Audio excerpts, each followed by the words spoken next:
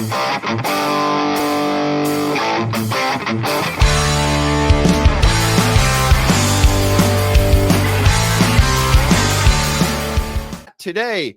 we are doing our 150th episode. We appreciate all you guys being part of our journey and specifically today's show. It's been a roller coaster. We had Do Dissidents do another Rumble raid into our stream. We appreciate that. So you guys have been awesome.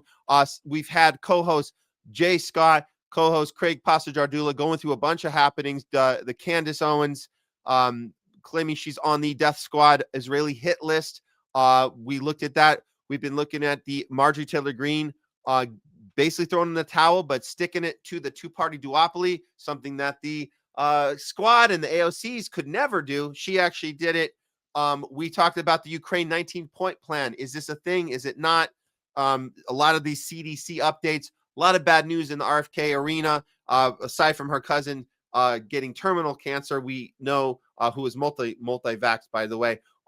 We know he's got another scandal on his neck while he's saying nothing about this new pesticide, just going the pesticides in our foods, in our environment. He's saying nothing about it. They just got this blanket protection, the same thing he fought against and stood up against during the campaign season. He's staying quiet on it. The vaccine companies got the liability protection. Now the pesticides companies have liability protection, and RFK Jr. is quiet. We talked about the World War III watch Venezuela. We are this close to an attack, U.S. attacking Venezuela, and then we did a little Hollywood as well. So that's also that's a fun conversation about Jude Law playing a menacing version of Putin.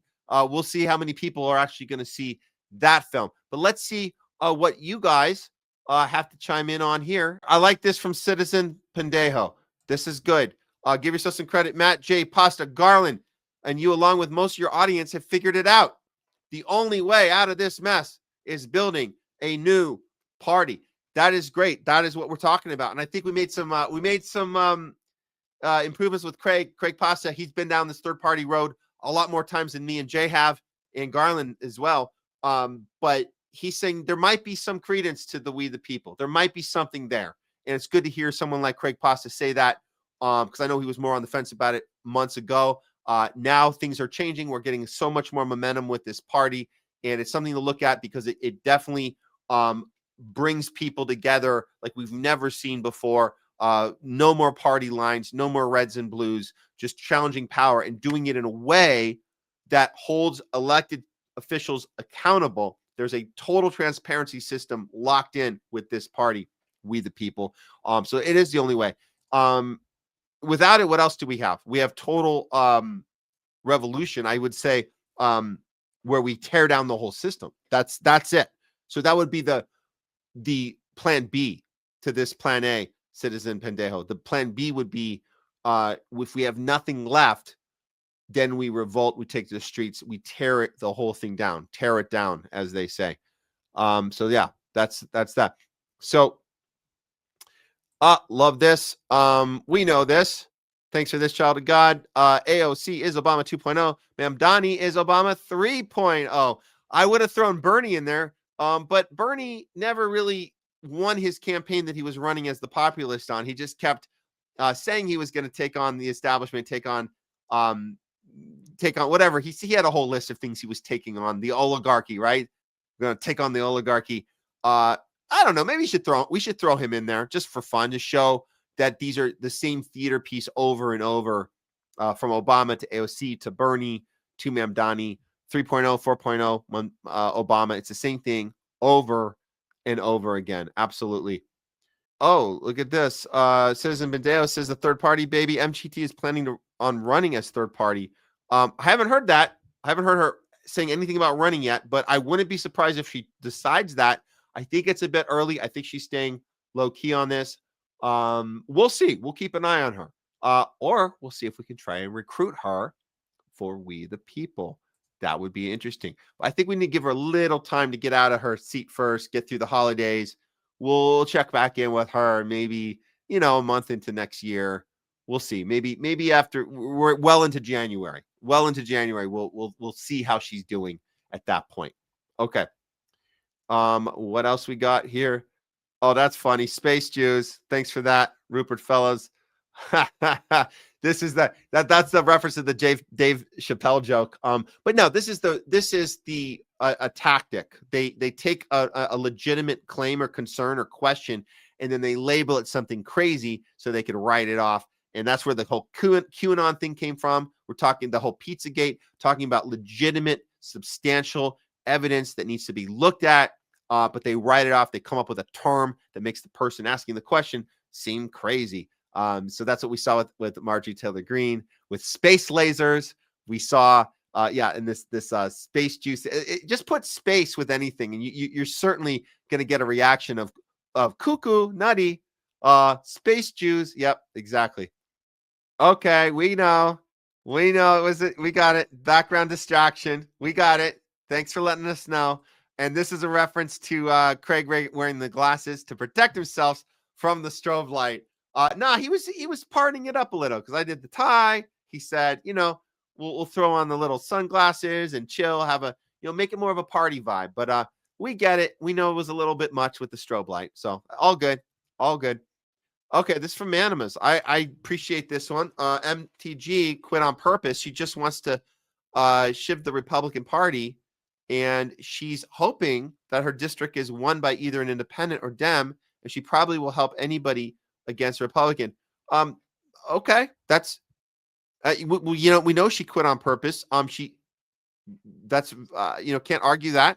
She obviously wants to continue to change things. I don't know how much she can do.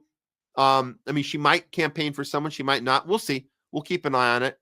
But it's definitely something that she probably thought long and hard about and made the choice. And we appreciate everything she did up till that point. Hopefully she doesn't go away forever on this. And she does come back in some way, shape, or form, but we'll see. Where's she go? Slava cocaine. Love it. Save Zucchini, long time listener. Thank you for that. You guys are having some fun on this. I didn't go eat my baby. Snorda cocaine. Oh, thank you. Thank you. Love the tie, Matt. Thank you. Yeah, every once in a while. Donald Duxamon, thank you. Once in a while, we gotta change it up a little, change it up a bit. It's our 150th. So gotta have something a little more presentable today. Didn't go with the full, coat on top of it, but it's feeling more loose, like casual, professional. Thought I'd go with that. Okay, we get it, Bonzo Beans. Flashy backgrounds cry out. We're a background TV show. Okay. Well, we took care of it. Thanks for the heads up, or thanks for the, the feedback. We appreciate it. Yeah, exactly what we've been saying, Justice by Karma. That NATO membership provision in the Ukraine 19-point plan is an automatic no from Putin. We can call it in advance. We know it's a no. We don't have to wait for him to say it's a no. We know it's a no. Thank you for that. Mouse SF. Donald J. Tuna salad sandwich. Love it. Thanks for that. One more from Wish to Go. Roughly 100 suspicious Palestine journalists' Twitter accounts have followed me over the past several months. They share a common factor. Nearly all of them are based in fucking Nigeria. What a shame. Wait a minute. So are you saying, Wish to Go, that you're seeing that they're based in Nigeria now, or was that changed after? Was it taken away and then brought back? I'm interested in this because this is all about that 20 minutes that everybody's location was available and then it was taken away, and we saw what they did to the DHS being based in Israel, and now they're pretending it's in the U.S. So I'm interested in these Palestine journalist accounts being in Nigeria. Is that real, or were they faking it?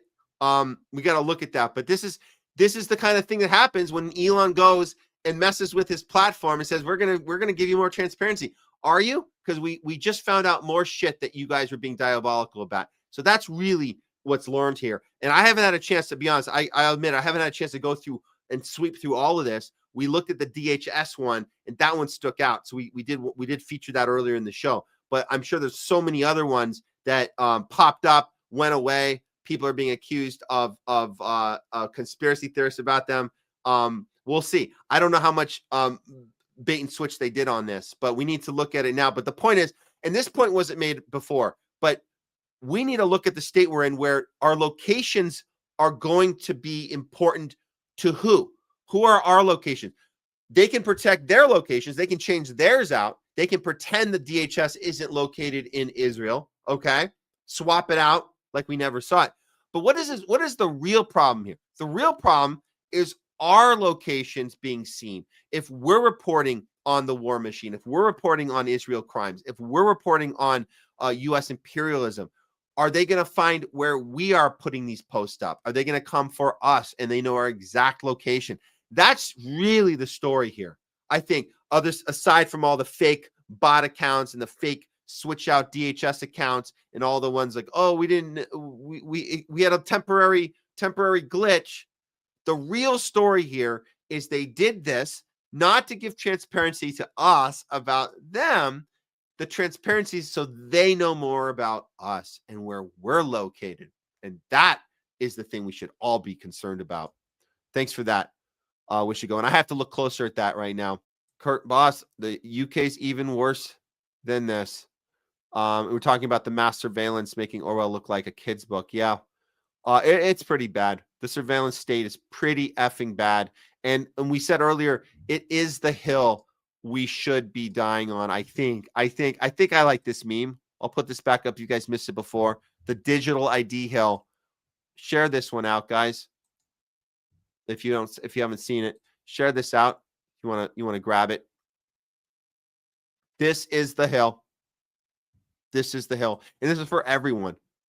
Not just all Americans, all European citizens as well. This is the hill. I think I'm agreeing with that right now. Out of all of our battles, that's the one that's going to bring us all down together or rise us all up together. We have to learn to say no. We have to. And it is Thanksgiving week. So Turkey Day gratitude. Thank you.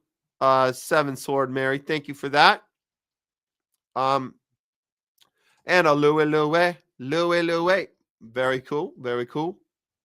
And I want to give a shout out to Leslie. We know she's dealing with her father medical issue right now, and she's going to let us know this. And it's my stepdad, and it's really very difficult right now. But she wanted to say hi to friends, and in our today, she's in and out. I guess she says in and out today. She's tending to her father's hospitalized. Thank you guys all for tuning in, staying, and for the wonderful support. And that's to the Rumble Rant $1 million trooper. Thank you so much. And to Evie Burke as well, who also helped us out with the Rumble Rant. Really, really appreciate it. Yeah, these are all the thanks for giving a shout out to all of our regulars there, Leslie. Really appreciate it. And yeah, hopefully your dad's doing hopefully somewhat better right now. As soon as we get done, I'm going to head over there and check in with the fam and sending positive vibes and positive everything in the interim. And I think all you guys are doing that as well. I've seen some really, really nice comments from you guys throughout the day. So very cool. And don't forget, you guys can check in on Twitter and Leslie's new account. It's at Les E. Weinglass. She just set it up. It's a new account, so you guys can be first to follow her on that. Very cool. We'll do a couple more. I know there's so many more here. When Pasta took the coffee break, Airways, I filled my coffee, made it back before Pasta, and I'm on a cane. I'm gonna let him know that one. That's funny because I knew he was gonna go over the 3 minutes. He said 3 minutes, but I said no. That's gonna be a little more. Okay. Turkey Day Tuesday on THL. That's good. I like that. Turkey Day Tuesday. And thank you, Naybones. I love to you, your fam, Les and Matt, as well as to you, Pasta. Thank you so much. This is the reference to Richard III. We know this. This is the Putin film, right? So Jude Law's playing Putin. I mentioned they're presenting it like a Shakespearean film, like Richard III. Richard, the rise of the evil villain, and at the end of the film, he loses everything. I don't think they can quite say that about Putin, but they'd love to. They love to say that we stuck it to him, and his whole economy fell, and the people in Russia rose up. Well, that's not exactly what happened, but they really want it to be. I think they really want it to be. And this would be the perfect line you can say, have your main character, have your Jude Law, Putin, just belt this out at the top of his Russian voice in a Russian Shakespearean accent, or a Shakespearean performance with a Russian dialect. Let me try it. Okay, this is the last line of Richard III, which as performed by Jude Law playing the character of Putin. A horse, my kingdom for a horse. And that would be the end of the tragedy of Richard III slash Putin, the great evil villain dictator. Because we always want to hear about the story from the bad guy's point of view, which is, I think, what they're attempting with that, for sure. Okay. Oh, this is the trailer we showed. Yeah, what the F? Did Rachel Maddow produce this? Thanks, a dingo ate my baby. And long-time listener says the true Putin based on the novel. A lot of ha's, guys. I know, it is funny. I didn't realize what a comedy this thing was. You guys got to go check out the trailer. It's the Jude Law trailer for the Putin film, where he played Putin. But nobody's gonna see the film, and it actually premiered in Venice Film Festival at the end of August. Can you believe that? Nobody even heard of it. They tried to make it like this big Oscar thing for him. And yeah, no, St. David's, it was not a comedy. And Longmeadow, Dano, why would Paul Dano do that? Well, because he's like every other actor. He's a great actor. Paul Dano's an exceptional actor. But he's just like all the rest of them. Give me my paycheck. Tell me where to stand. Where's the camera? Give me my script. What's my motivation? Let's go. Let's roll. I'm a puppet. That's how it works. Even the best of them. Well, mostly the best of them. The best of them are the ones that are the best puppets because they're so good. They're so good at selling it. They're so good. That's the point. They're good. If they weren't good, they wouldn't be utilized in a way like they are. So that's it. Oh, good. Okay. I like it. Child of God. Ben Stiller does know. And this is in reference to Ben Stiller arriving in Ukraine and saying, I don't, it's really hard to know what's going on. It's so crazy, all this stuff, but I'm here and you're my hero. And Child of God is saying, don't stop letting these demons off the hook. Fair point. But also, if you look at his face, and I know he's an actor and everything, but he reminds me that there's people here in Hollywood I will talk to, not on the level of Ben Stiller, but people that work professionally in the industry here, and you have this conversation with them. And I won't say for Ben Stiller because he might be faking that whole thing, but I tend to think there's a lot of people in this industry that you tell them certain things like the Minsk Accord, and you tell them about Boris Johnson coming in and squashing the deal with Zelensky. You tell them about us like hand selecting Zelensky as a puppet, installing him in there in 2014. You tell them about this stuff. You tell them about Putin being blamed about blowing up the Nord Stream pipeline when we really did it. We blew up the pipeline. Joe Biden said he was going to do it. We did it. You tell people this, they have the same look on their face that Ben Stiller had, where he's like, it's just really confusing. It's stuff's really hard. I don't understand it. So yeah, on one hand, he could be lying. On the other hand, it might be too much for him to understand, because a lot of these guys, they're really not that bright. As actors, you're not really supposed to be that bright. I know it seems like it because if you guys watch Actor Studio and you see them go up there and talk about the process, these are all one-dimensional evaluations. We always see these actors. He's like, I'm going to tell you about how I got to the heart of this character. These people, they don't have too much else to offer outside of that, telling us how they took on a role. That's the extent of it. They can't tell you about geopolitics. They can't tell you about how propaganda works. They can't tell you about two-party duopoly and a uniparty in place. They can't tell you about how we get pitted against each other. They can't tell you about any of this. They can't tell you about COVID being a scam. They can't tell you about any of these opportunities to use fear and divide people and keep you in tribes. They can't tell you about any of that, because I think that a lot of them they're just not that able to process those things. They can only really process about what's my character, where do I stand, tell me what to do. And then I'll go talk about it on an Actor Studio stage and look like a genius later. And I'll get all these applause from all these actors that want to be where I'm at. And that's what they want. So that's all. But you could be right. And St. David says Ben Stiller would make a great Zelensky. Zelensky, the movie would be called Tropic Thunder in Ukraine. Now that's a good idea. That would be a repeat. That would be good. I actually don't mind that one. Now, obviously, they're not going to do that. But if they did, in an alternate dimension, we would see a complete fiasco of trying to make a movie about this absolutely embarrassing, blunderous, devastating attempt at bringing democracy to Ukraine. It's very similar to Vietnam. It's very similar to the story of Tropic Thunder, and you guys should go see it. It's actually a really funny, ridiculous film that Ben Stiller stars in and directs. So I would like to see them. I don't think we're going to see it, but nice try, nice idea. Like this is a reference to Sean Penn. I hoped he wiped it off. This is the Oscar. I hope that Zelensky wiped it off after Sean Penn pulled it out of his ass. That's pretty funny. Thank you for that one. And yes, Ben Stiller is in love. Ben Stiller is in love. Thank you for that, Rupert Fellows. And you're right, Wishigo. Penn was good on Cuba and Venezuela years ago. I can't stand the prick now. Yeah, I mean, at some point, he was doing real activism, and then he wasn't. His whole Haiti thing was a big joke. It was a big disaster. It wasn't real.